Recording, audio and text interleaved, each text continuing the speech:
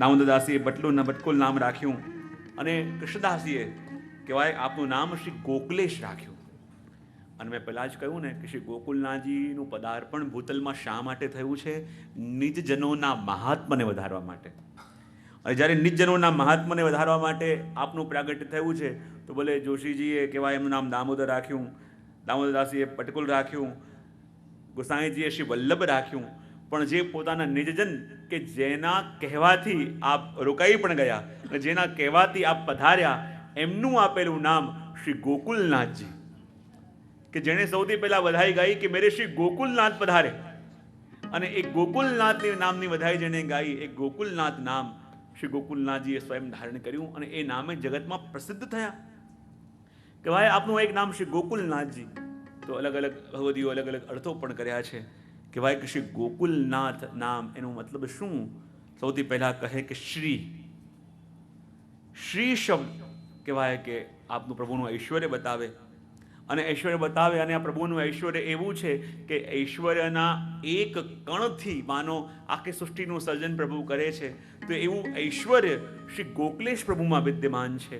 શ્રી એટલે શોભા, અને શોભાનો મતલબ એમ કે જેવી શોભા આપણા પ્રભુની બરાબર એવી શોભા શ્રી ગોકુલનાથજીની. અને જ્યાં શ્રી શબ્દનો એક મતલબ એ પણ કર્યો, બીજો અર્થ કર્યો કે શ્રી એટલે શ્રીમંતનીઓ, અને શ્રીમંતનીઓના ભાવનું દાન કરી જે પ્રભુ સાથે જીવને મેળવી દે એ શ્રી ગોકુલનાથજી. શ્રીનો એક મતલબ કર્યો, શ્રી એટલે પ્રીતિ, શ્રી એટલે રીતિ, કે જે પ્રભુના અંગરૂપ છે એ બંનેનું દાન આપવાવાળા શ્રી ગોકુલનાથજી. પ્રભુ માટેની પ્રીતિ પણ ગોકુલનાથજી જગાવે અને પ્રભુને સુખ આપવાની રીતિ પણ ગોકુલનાથજી બતાવે. પ્રીતિ અને રીતિ, કારણ કે રીત એ પાત્ર છે અને પ્રીત એ રસ છે. રસ હોય પણ પાત્ર ના હોય તો રસ ટકે ના. તો પ્રીતિ અને રીતિ બંનેનું દાન કરવા વાળા શ્રી ગોકુલનાથજી. શ્રી એટલે કહેવાય કે શ્રીનો એક મતલબ યોગ માયા પણ થાય, કે જેના સાથે ઠાકોરજી નિત્ય એના સંગથી લીલાઓ કરે, કે શ્રીનો મતલબ એ પણ એક થાય. બીજું કહ્યું શ્રી એટલે મધ્યા. અને મધ્યાજી કોને કહેવાય? કે જ્યારે ઠાકોરજી વિરાજમાન હોય તો ઠાકોરજી અને બીજા વ્રજભક્તોને એવી રહસ્ય વાર્તા કહી જેમની અંદર રસની નિત્પત્તિ જે કરાવે એ મધ્યા. અને એ શ્રી શબ્દ એ શ્રી ગોકુલનાથજીના માટે મધ્યાવાચક પણ છે. કારણ કે જે પોતાની ભગવદ વાર્તા દ્વારા, પોતાની વાણી દ્વારા, પોતાની સન્મુખ બેસેલા જીવોની અંદર માટો પ્રભુ માટેની પ્રીતિ જગાવે. શ્રી ગો, બીજો કયો શબ્દ આવ્યો? ગો. અને ગો એટલે શું? તો ભક્તોએ અર્થ કર્યો અને કહ્યું ગો એટલે સકલ ગણના પતિ. ગો એટલે સકલ ગણના પતિ, અને સકલ ગણ એટલે દેવગણ, મુનિગણ, ગ્રહગણ, ઉડુગણ, સુરગણ, ગુરુગણ અને સર્વગણોના પતિ એટલે શ્રી ગોકુલનાથ કહેવાય. બીજો ગોનો અર્થ શું થાય? તો કહે છે પરમાનંદનું દાન કરે એ ગોકુલનાથ. અને પરમાનંદ એટલે કે જે રસની અંદર છકી જાય. અને કહેવાય ને કે એક એ હોય કે તમને કોઈ રસ ચખાડવામાં આવે, અને બીજું એ છે કે રસમાં ડૂબોવી દેવામાં આવે. અને જ્યારે રસમાં ડૂબી ગયો હોય જીવ ત્યારે એનું રોમ રોમ જેમ પેલા સુકારૂનું પૂમડું અત્તરની અંદર ભીંજાવવામાં આવે અને સુકારૂના પૂમડાની અંદર અત્તરના સુગંધથી જેમ એક એક તાર મધમધવા લાગે, એવી રીતે જે રસમાં સંગોપાંગ આપણને ડૂબોડી દે એ જ શ્રી ગોકુલનાથ કહેવાય. ગો એટલે શું? તો કહે ગો એટલે ગાય. અને ગાય કહેવાય ને કે પંચામૃત. ગાયની અંદરથી આપણને દૂધ પણ મળે, ગાયની અંદરથી આપણને દહીં પણ મળે, માખણ પણ મળે. એવી રીતે જે અલગ અલગ અવસ્થાઓ છે, ઘી પણ મળે. આ શું છે? આ બધી સ્નેહની અવસ્થાઓ છે. અને સ્નેહની અવસ્થાઓ એટલે કે પ્રેમ, સ્નેહ, આશક્તિ, વ્યસન, મહાભાવ એ બધાનું દાન કરવા વાળા શ્રી ગોકુલનાથજી છે. આ સ્નેહની, આ પ્રેમની પાંચે અવસ્થાનો અનુભવ કરવા વાળા શ્રી ગોકુલનાથજી માટે ગો શબ્દ કયો. આગળ કહ્યું કે ગો એટલે જેના સુખની કોઈ સીમા નથી. જેમ ગોપી ગીતમાં કહે ને કાંત ગચ્છતિ. ગોપી ગીતમાં જેમ પ્રભુને કાંત કયા, તો કાંતનો અર્થ શુભોદરીમાં શ્રી મહાપ્રભુજી કહે કે જેના આદિમાં, જેના મધ્યમાં અને જેના અંતમાં આનંદ આનંદ આનંદ જ છે એ કાંત. તો કહેવાય કે શ્રી ગોકુલનાથજી પણ કેવા છે તો કે ગોથી કે જેના સુખની કોઈ સીમા નથી, જેનો આનંદ અસીમ છે અને જેનો અસીમ આનંદ છે એ શ્રી ગોકુલનાથજી. કહું ગો એટલે શું તો કહે ગો એટલે જ્ઞાન, ગો એટલે ભક્તિ, અને જ્ઞાનના અને ભક્તિના સાર રૂપ એટલે શ્રી ગોકુલનાથજી. કહેવાય બધું ભણ્યા બધું જાણ્યું પણ શ્રી ગોકુલનાથજીને ન જાણી શક્યા તો એ જ્ઞાન શું કામનું. અને મનમાં પ્રીતિ પ્રભુએ આપી પણ એ પ્રીતિનો ઉપયોગ શ્રી ગોકલેશ પ્રભુને રીઝવવા માટે ન કર્યો તો એ પ્રીતિ શું કામની. એટલા માટે જ્ઞાન અને ભક્તિ એ બંનેના સારરૂપ શ્રી ગોકુલનાથજી. આગળ કહ્યું ગો એટલે શું બોલે ગો એટલે મધુર વચન. ગો એટલે શું? એ મધુર વચન દ્વારા પોતાના ભક્તોનું પોષણ રક્ષણ કરનારા પણ શ્રી ગોકુલનાથજી. પોતાના મધુર વચનામૃત દ્વારા, પોતાના મધુર વાણી દ્વારા પોતાના ભક્તોના ભાવોનું પોષણ કરે, ભાવોનું રક્ષણ કરે અને ભાવોનું વર્ધન કરે એ શ્રી ગોકુલનાથજી. કહેવાય ગો એટલે શું તો કહે ગો એટલે વેદ. શું? અને જે વેદ પ્રથિત સિદ્ધાંતોનું અનુસરણ કરે છે, વેદમાં બતાવેલા સિદ્ધાંતોનું સ્વયં પાલન પણ કરે છે અને એનો ઉપદેશ પણ કરે છે એટલે શ્રી ગોકુલનાથજી. કહેવાય ગો એટલે એકાદશ ઇન્દ્રિયો. ગો એટલે શું? ગો એટલે એકાદશ ઇન્દ્રિયો અને એકાદશ ઇન્દ્રિયોનું જે પોષણ કરે એ ગોકુલનાથ. આપણી એકાદશ ઇન્દ્રિયોનું ઠાકોરજીમાં સેવન કરે. અને એકાદશ ઇન્દ્રિયોનું પોષણ ક્યારે થાય? જ્યારે એ પ્રભુ પરક જાય, પ્રભુ તરફ જાય. એટલે ગોકુલનાથજીને કોઈ પૂછ્યું ને કે આ જગતમાં અદુષ્ટ કોણ છે તો ગોકુલનાથજી એક જ વસ્તુ કહી, જે પોતાના ઈષ્ટથી દૂર એ દુષ્ટ. કોણ છે? જે પોતાના ઈષ્ટથી દૂર એ દુષ્ટ. પણ જ્યારે ઈષ્ટથી જીવ જોડાય ત્યારે સાચા અર્થમાં એ પ્રભુને અનુકૂળ થાય, પ્રભુને લાયક થાય. અને આની અંદર કહ્યું ગો એટલે વેદ અને વેદ પ્રથિત સિદ્ધાંતોનું જે અનુસરણ કરે એ શ્રી ગોકુલનાથજી. ગો એટલે એકાદશ ઇન્દ્રિયો, એકાદશ ઇન્દ્રિયોનું જે પાલન કરે, જે પોષણ કરે. અને મહાપ્રભુજી પણ કહે છે ગુરુનું કામ શું છે કે જે કામ પેલા ગોવાળનું છે.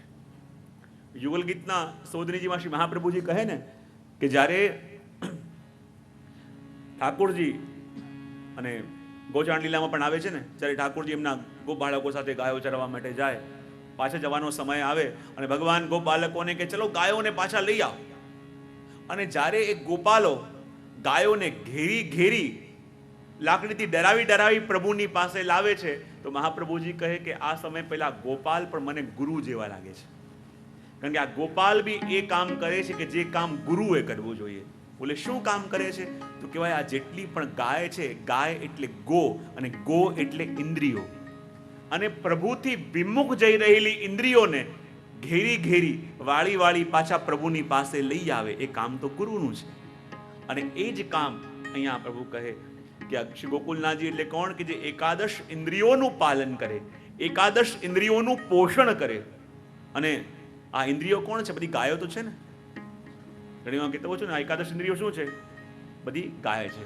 કોઈ ગાય છે જેનું નામ સુરસા, કોઈ ગાય જેનું નામ સુકર્ણા, કોઈ ગાય એનું નામ સુસ્પર્શા. આ બધી ગાય કોણ છે? સુકર્ણા નામની ગાય એટલે આપણા કાન. અને હંમેશા પ્રભુને છોડીને બીજે ભાગે. બરાબર?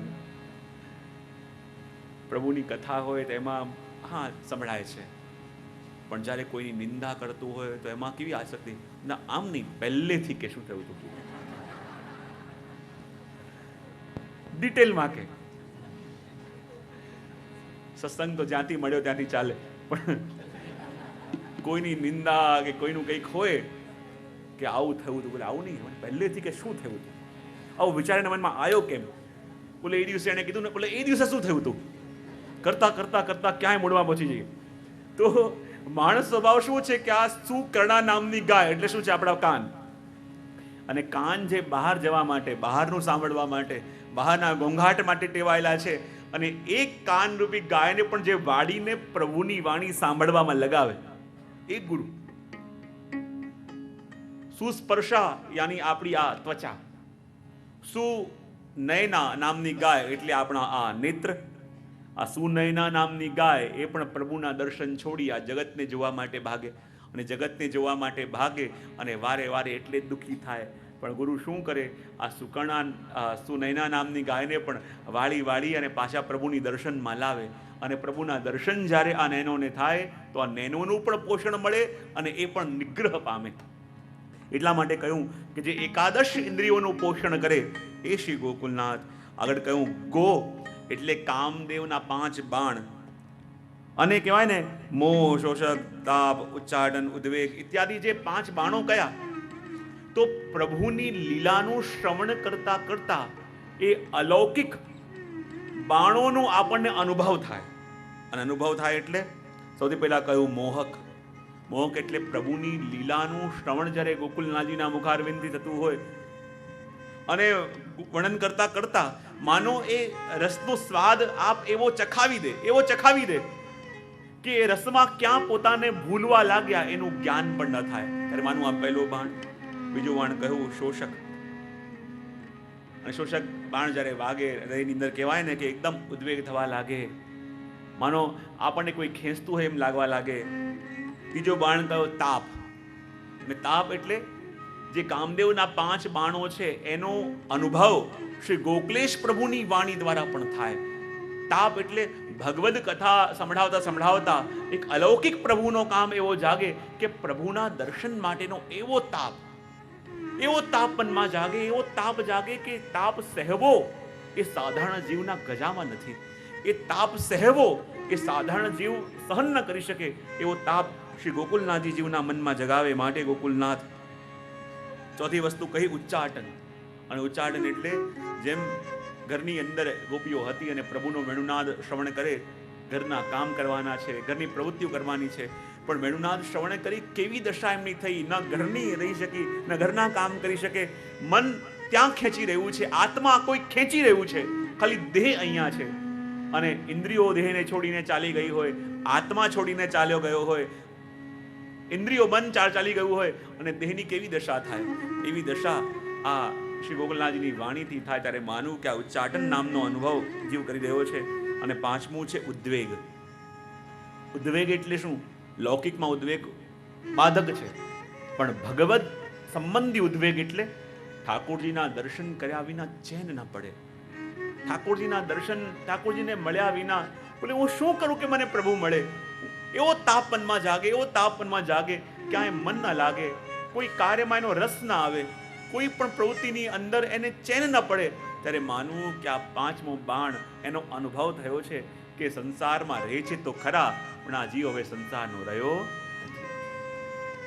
એક સંસારી હોવાનો એ હવે અભિનય કરે છે, સંસારી હોવાનો એ એક રોલ નિભાવી શકે, પોતાની ડ્યુટી નિભાવી રહ્યો છે, પણ હવે એ અહીંયાનો રહ્યો નથી.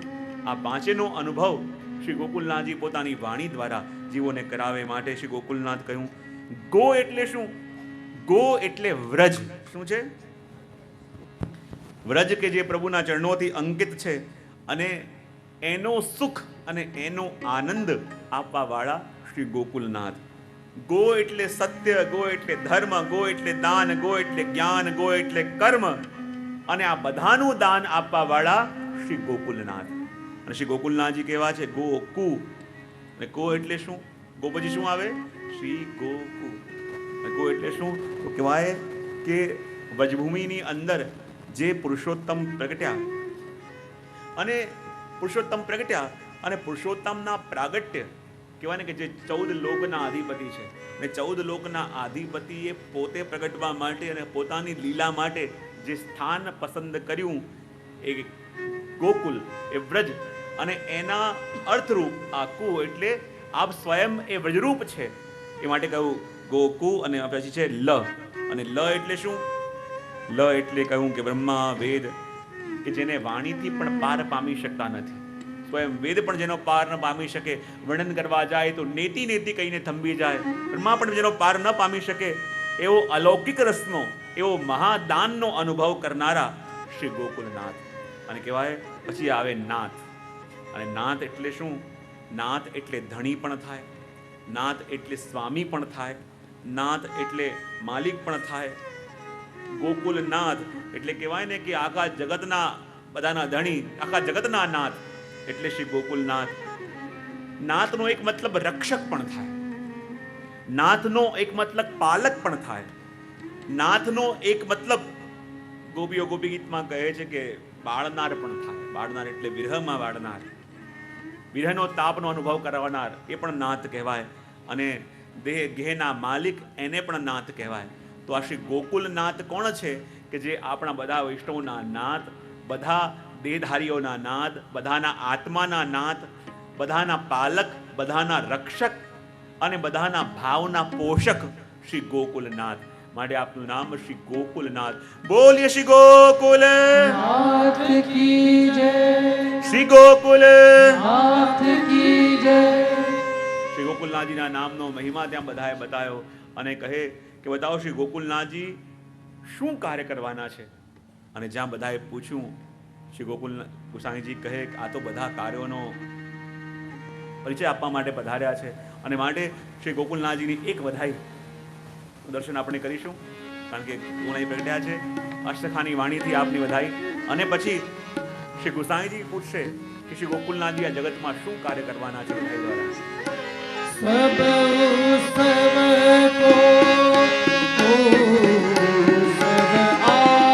બધાની પાસે છે, બધા જોડે ગાજો. મહાઉત્સવ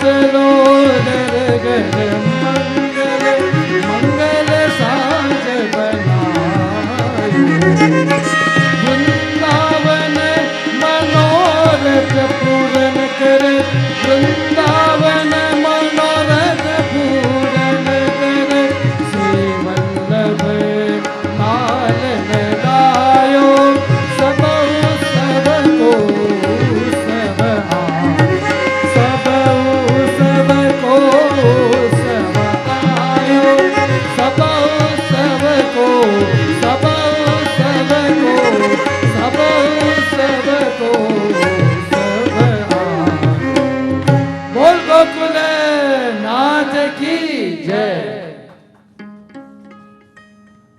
શ્રી ગોકુલેશ પ્રભુનું પ્રાગટ્ય થયું. મોટા મોટા જોશીઓ પણ આવ્યા. બધા વૈષ્ણવો કહે કે બધા કહી રહ્યા છે કે આ તો સાક્ષાત પ્રભુ પ્રગટ્યા છે, પણ કેવી રીતે માનવામાં આવે? એમણે આવીને પ્રમાણ પણ આપ્યું કે આપના પ્રાગટ્યના અનેક વર્ષો પહેલા નારદ પંચરાત્રની અંદર તૃતીય રાત્રિના 376માં અધ્યાયની અંદર શ્રી ગોકુલનાથજીના પ્રાગટ્યનો ઉલ્લેખ છે. શ્લોક આપીને કહ્યું, વિઠ્ઠલેશા લયે સાક્ષાત રૂક્મિણી નામ ગેહિની તસ્યામ પ્રાદુર્ભવિષ્યામિ વલ્લભો ગોકુલેશ્વર. નારદ પંચરાત્રની અંદર તૃતીય રાત્રિના 376માં શ્લોકની અંદર આપના પ્રાગટ્યના અનેક વર્ષો પહેલા શ્રી ગોકુલનાથજીના પ્રાગટ્યનું વર્ણન મળે છે કે આવી રીતે શ્રી ગુસાઈજી અને રૂકમણીજીને ત્યાં વલ્લભ નામથી અને શ્રી ગોકુલનાથજીના નામથી સ્વયં પ્રભુ પ્રગટશે. હવે જ્યારે આ વર્ણન આપણે ત્યાં શાસ્ત્રોમાં પણ મળે એટલે તો કહ્યું ને, નિગમ પ્રતિપાદ્યમ. પ્રાકૃત ધર્માનાશય જોયું, અપ્રાકૃત નિકલ ધર્મ રૂપથી જોયું, અને નિગમ પ્રતિપાદ્યમ એટલે કે જે શાસ્ત્રો છે, હું ઘણી વાર કહેતો હોઉં છું ને કે ભગવદ પ્રાગટ્યનું લક્ષણ શું, કે એના પ્રાગટ્યથી પહેલા શાસ્ત્રોમાં યા ગ્રંથોમાં એના પ્રાગટ્યનો સંકેત હોવો જોઈએ.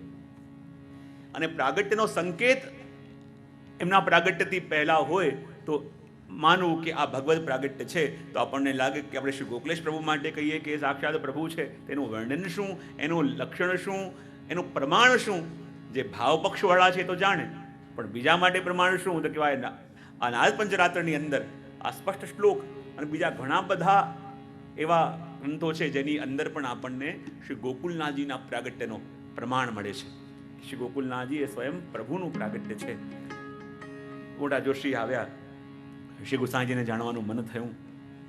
કહે આ બતાવો કે આ બાલક જે પ્રગટ્યા છે આપણે ત્યાં એનું સ્વરૂપ કેવું છે. જ્યારે જોશીએ કુંડલી લીધી અને કુંડલી જોઈ અને કુંડલી જોઈને વર્ણન કરવા લાગ્યા. કરવાનાથ બધા વૈષ્ણવ કહે કે બધા કહે છે કે આ તો બધા જીવોની ઉપર કૃપા કરવા માટે પધાર્યા છે, બધા જીવોના ઉપર અનુગ્રહ કરવા માટે પધાર્યા છે. તો કહે કે આ પ્રભુ, આ ગોકુલેશ પ્રભુ સંતુષ્ટ શેનાથી થશે? કૃપા કરીને બતાવો. આ તો જગતને સંતોષ આપે, પણ આમને સંતોષ શેનાથી થશે? તો કહે કે આ બાલક ભક્તજનોના ગાનથી સંતુષ્ટ પામશે.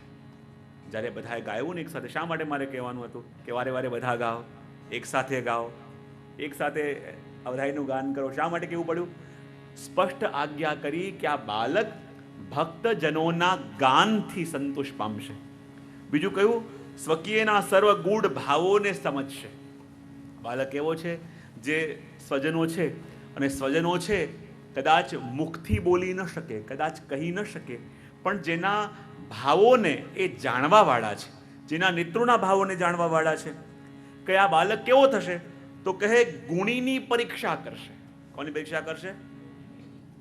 આપણે ત્યાં સાધારણ જીવ હોય એ એડમિશન લેવા જાય તો એની ઇન્ટરવ્યૂ લેવામાં આવે, એની પરીક્ષા કરવામાં આવે. પણ મારા ગોકુલેશ પ્રભુ છે કે જે ગુણી હોય ને એની પરીક્ષા કરે પહેલાં, જે જ્ઞાની હોય એને હલાવી દે. અને ગુણીની પરીક્ષા કરવાવાળા શ્રી ગોકુલેશ પ્રભુ. બીજો કહે કે આ બાળક એવું થવાનું કે ત્રિભુવનમાં જેનો યશ વ્યાપ્ત થશે, અને એટલો યશ વધશે, એટલો યદ વધશે કે જેમ સૂર્યના પ્રકાશને કોઈ રોકી શકતું નથી. તમે સૂર્યનો બહાર ઉગેલો હોય, તમે ભલે બારી બંધ કરી દો, પડદા લગાવી દો, બરાબર, પડદા બંધ કરી દો. તો સૂર્યનો પ્રકાશ તમે આવતા પોતાની અંદર રોકી રહ્યા છો, પણ શું એને ત્યાંથી હટાવી શકશો? અને સૂરજનો પ્રકાશ એવો છે કે તમારે એને આમંત્રણ આપવું પણ પડતું નથી. તમે ખાલી એક પડદો હટાવો યા એક નાનકડો ક્યાંક દર દેખાઈ જશે અને પ્રકાશ સહજ રીતે તમારી અંદર પ્રવેશ કરી જશે. તો આ શ્રી ગોકુલેશ પ્રભુનો યશ પણ એ સૂર્ય પ્રકાશની જેમ એવો વ્યાપ્ત થશે, એવો વ્યાપ્ત થશે. કોઈ એનાથી બચવાનો પ્રયત્ન કેમ કરે, કોઈ એનાથી દૂર જવાનો પ્રયત્ન કરે, પણ એને પોતાના આત્મસાતમાં કરી દેશે, એને પોતાના સ્વરૂપમાં ભીંજવી દેશે. એ વાત કહી. કહેવાય કે આ બાલક એવો થશે કે ભૂતલ પર જેટલા પણ જીવો છે એનું અચલ સૌભાગ્ય કરશે. હા, વૈષ્ણવનું સૌભાગ્ય શું છે? સૌભાગ્ય ચિહ્ન કયું વૈષ્ણવનું? જેમ એક સૌભાગ્યવતી સ્ત્રીનું સૌભાગ્ય ચિહ્ન એનું ચાંદો ટીકી જેવી તમે કહો એ હોય, બરાબર? જેમ સૌભાગ્યવતી સ્ત્રીનું સૌભાગ્ય એનું મંગલસૂત્ર અને એનો ચાંદલો હોય, એમ આપણા વૈષ્ણવનું સૌભાગ્ય શું? આપણું તિલક અને કંઠી. અને જે કંઠી અને તિલકની ઉપર વૈષ્ણવને ધારણ કરવા માટે આંચ આવી હતી અને એ વૈષ્ણવના મસ્તક ઉપર પુનઃ પધરાવી અને કંઠમાં પુનઃ પધરાવી વૈષ્ણવનું સૌભાગ્ય અખંડ કર્યું શ્રી ગોકુલનાથજીએ. આપણું સૌભાગ્ય અચલ કરી દીધું. જ્યાં સુધી કંઠી અને આ તિલક આપણા મસ્તક પર છે, માનો આપણે સૌભાગ્યવતી છીએ. આપણું સૌભાગ્ય અચલ છે, આપણું સૌભાગ્ય અખંડ છે. અને વૈષ્ણવનું એ અખંડ સૌભાગ્ય કરવાવાળા, એ અચલ સૌભાગ્ય કરવાવાળા શ્રી ગોકુલનાથજી છે. કહેવાય કે શ્રી ગોકુલનાથજી કેવા થશે? જોશીએ કહ્યું કે આ વડીલોની કીર્તિને ખૂબ વધારશે. શ્રી વલ્લભ શ્રી ગોસાઈજીના બતાવેલા સિદ્ધાંતોને લોકોના જીવનમાં દૃઢ કરશે અને લોકોના જીવનમાં આત્મસાત કરાવશે. કહેવાય કે આ બાળક કેમ થશે? તો કહે જોશીએ કહ્યું કે આ બાળક શરણાગત જીવોના આત્મારૂપ બનશે. જે આપના શરણે આવશે એનું મન આપના સ્વરૂપમાં એવું સ્થિર થઈ જશે કે પોતાના આત્મારૂપ શ્રી ગોકુલનાથજી થઈ જશે. બીજું કહ્યું કે આ કરુણા સાગર છે અને ભક્તોનું ભૂષણ પણ થશે. જેમ જેમ વૈષ્ણવ સાંભળતા જાય, શ્રી ગોકુલનાથજીનો જય બોલાવતા જાય કે આપણા માથે શ્રી ગોકુલેશ પ્રભુ પધાર્યા, એનું કેવું સૌભાગ્ય, એનું કેવું સ્વરૂપ છે. અને આપણા વૈષ્ણવનો સાચા અર્થમાં નાથ આવ્યો, આપણા વૈષ્ણવનું એક સુંદર ભૂષણ આવ્યું. આખી પુષ્ટિ સૃષ્ટિ અલંકૃત થઈ શ્રી ગોકુલેશ પ્રભુને પ્રાપ્ત કરી. એ કહે કે કરુણા સાગર છે, ભક્તોનું ભૂષણ થશે. કહેવાય પોતાના સ્વરૂપના દાનથી ભક્તોની આરતીને હરશે. પોતાના સ્વરૂપ દ્વારા, પોતાના પ્રમેય બલથી, જે જીવે કોઈ સાધન પણ કર્યા નહીં હોય, કદાચ એને યોગ્ય પણ નહીં હોય, પણ પોતાના સ્વરૂપ બલથી એ ભક્તોની આરતીને હરવાવાળા શ્રી ગોકુલનાથજી થશે. કહેવાય કે શ્રી ગોકુલનાથજી કેવા? તો કહે ભક્તોના દ્રોહી જે છે એને પરાસ્ત કરવાવાળા, જે ધર્મથી વિરુદ્ધ છે એને પ્રચંડ તાપ બતાવવાવાળા, જ્યાં ભક્તોના માટે પરમ શીતલ બની જશે, ભક્તોના માટે પરમ કરુણાવાન બની જશે. પણ જ્યાં જ્યાં ધર્મની ઉપર આંચ આવશે ત્યાં એ જ ગોકુલનાથજી એક સૂર્ય જેવો પ્રકળ તાપ પ્રગટાવશે, સૂર્ય જેવો પ્રબલ પ્રભાવ પ્રગટાવવાવાળા શ્રી ગોકુલનાથજી. અને કે ગોકુલનાથજી કેવા? કે જે ધર્મથી વિરુદ્ધ ચાલનારાના મતોનું ખંડન પણ કરશે. અને ગોકુલનાથજી જ્યાં બધાને સુલભ, પણ જે અભક્તો છે એના માટે એના દર્શન પણ દુર્લભ હશે. જે ધર્મથી વિરુદ્ધ છે, જે એ રસ માર્ગના નથી, એને તો એમના દર્શન પણ દુર્લભ થશે. અને કહે કે જે રસદાતા પણ બનશે અને રસ જ્ઞાતા પણ બનશે. શું બનશે? રસનું દાન કરવાવાળા પણ અને રસની ગતિને જાણવાવાળા પણ. અને જે જાણવાવાળા હોય એ જ દાતા બની શકે. અને રસના દાતા, દાતા કોને કહેવાય? કહેવાય ને 3 વસ્તુ જેની અંદર હોય. કેટલી વસ્તુ? હા, દાતા જ્યારે કોઈના માટે શબ્દનો ઉપયોગ થાય તો દાતાની અંદર 3 વસ્તુ હોવી જોઈએ. પહેલું, આપવાનું સામર્થ્ય. બીજું, આપવાની ઈચ્છા. અને ત્રીજું, સામેવાળાની લેવાની પાત્રતા. આ 3 વસ્તુ ન હોય તો વસ્તુ ઘટી ન શકે. આપવાની બહુ ઈચ્છા હોય પણ સામર્થ્ય ન હોય તો વાત જામે. સામર્થ્ય હોય અને આપવાની ઈચ્છા ન હોય તો? સામર્થ્ય પણ છે, ઈચ્છા પણ છે, પણ સામેનું પાત્ર ફૂટેલું છે તો? હા કે ના તો પાડો. આપવાની ઈચ્છા પણ છે, આપવાનું સામર્થ્ય પણ છે, પણ ફૂટેલા પાત્ર લઈને આપણે ઝીલવા જઈએ તો શું થાય? સામેવાળો જોઈ શકે છે. એ રસનો જ્ઞાતા પણ છે અને દાતા પણ છે. અને જે જ્ઞાતા છે જાણે છે કે અહીંયા જે આપીશ એ ટકવાનું નથી, ઢોળાવાનું છે. અને વિરોધી ઘણી વાર પ્રસંગ કહેતો હોઉં છું મારા પ્રવચનમાં કે પેલા વરસાદ પડતો હતો અને ગુરુ કીધું જલ્દી મને બહુ તરસ લાગી છે, પાણી લઈ આવો. 3 શિષ્ય ભાગતા ભાગતા ગયા. પહેલો શિષ્ય પાણી ભરીને લાવ્યો. જો ગુરુજી આપના માટે હું પાણી લઈ આવ્યો. બોલે કીધું પાણી ભરાયું તો ખરા, પણ આ પાત્ર ફૂટેલું હતું. ભર્યું તો ખરા પણ ટક્યું નહીં. બીજાને કહ્યું તું લઈ આવ. એ ભાગતો ભાગતો ગયો અને કહે કે જો ગુરુજી એનું પાત્ર તો ફૂટેલું હતું, મારું તો અખંડ છે, જો મેં પાણી ભર્યું છે આ લો. તો ગુરુ કહે કે તે પાણી ભર્યું તો છે, તારું પાત્ર તો અખંડ છે, પણ આમાં કાદવ બહુ લાગેલું હતું, એટલે પાણી ભરાયું છે તો ખરા પણ પીવાને યોગ્ય નથી. ત્રીજો ગયો કે જેનું પાત્ર અખંડ પણ છે અને શુદ્ધ પણ છે, અને એ જ્યારે જલ લઈને આવ્યો તો એના ગુરુએ ગ્રહણ કર્યું. તો ઘણીવાર આપણે શું થાય, એ શ્રી ગોકુલેશ પ્રભુની કૃપાથી એ રસ જીરીએ ખરા, પણ જો પાત્ર ફૂટેલા હોય તો રસ ટકે નહીં. કદાચ પાત્ર અખંડ હોય પણ એની અંદર લૌકિક અપેક્ષાઓનું કાદવ વીંટળાયેલું હોય તો રસ ટકે ખરા પણ પીવાને યોગ્ય ન રહે. પણ જ્યારે અખંડ પણ હોય અને શુદ્ધ પણ હોય ત્યારે એ રસ ટકે અને એ રસ આ જીવ ગ્રહણ પણ કરી શકે. માટે આ ભક્તિ માર્ગમાં રસના જ્ઞાતા અને રસના દાતા એ બંને શ્રી ગોકુલનાથજી છે. જ્યારે એ જીવોની ઉપર કૃપા કરશે ત્યારે જીવોને એની પ્રાપ્તિ થશે. એ વાત અહીંયા પેલા જોશીએ પણ કહી, સાંભળીને બધા કહેવા લાગ્યા કે શ્રી ગોકુલેશ પ્રભુ કેવા કૃપાલો, બધા ભક્તોની ઉપર કૃપા કરવા માટે પધાર્યા, ભક્તોના મનોરથ પૂરા કરવા માટે પધાર્યા. અને જ્યાં દૂર દૂરથી કેટલા વૈષ્ણવ જ્યારે આ સમાચાર મળતા જાય, વધાઈ લઈને શ્રી ગોસાઈજીના દ્વાર પર આવે છે. કોઈક રમકડા લઈને આવે, કોઈ એક લઈને આવે. અને કલોલજીની અંદર તો આજ્ઞા પોતે આપ કરે કલ્યાણ ભટ્ટ કે જુઓ તો ખરા, આ 3 ભુવનના નાથ છે, પાલનામાં પોડી રહ્યા છે અને લાકડીના ઘૂઘરાથી રીઝી પણ રહ્યા છે.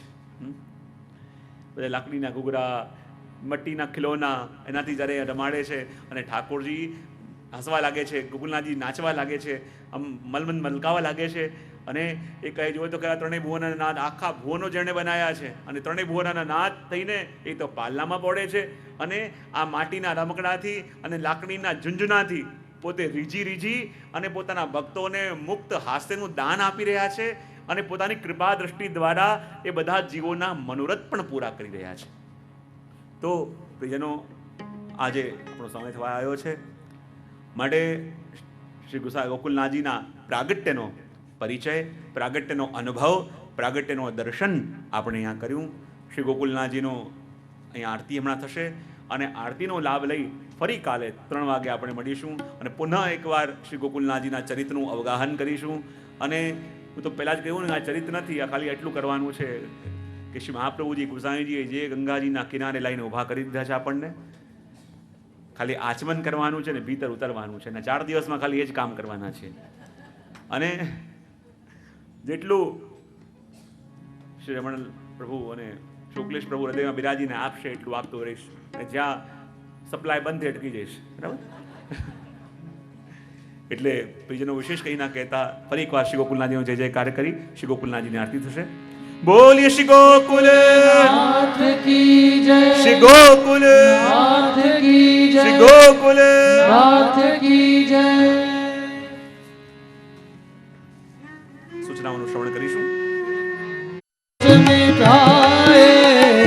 निज जन के सब दोष मिटाए, सबको ब्रह्म संबंध कराए, सबको ब्रह्म संबंध कराए. आरती वल्लभ वर की, आरती वल्लभ वर की. सेवारीत प्रीत सिखलाए, सेवारीत प्रीत सिखलाए. पुष्टि मार्ग की ज्योत जलाए, पुष्टि मार्ग की ज्योत जलाए. आरती वल्लभ वर की, आरती वल्लभ वर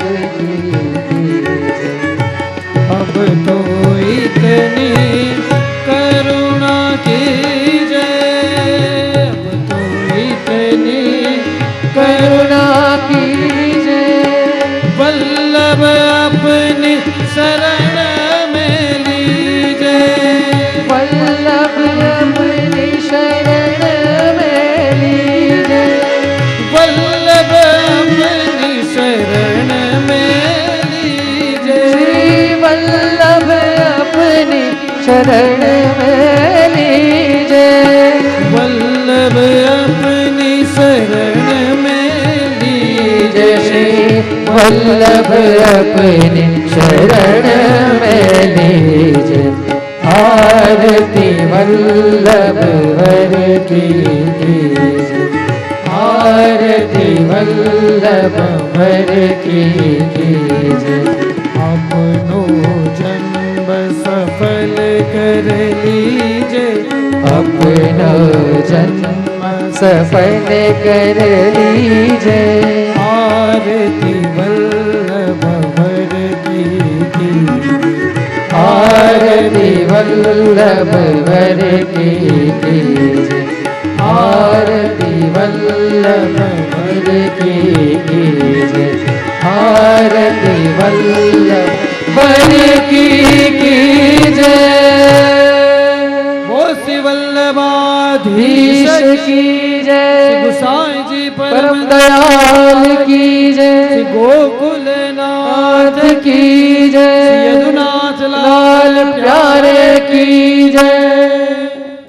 બધા વૈષ્ણવને મારા શ્રીના ચણપસનો લાભ મળશે।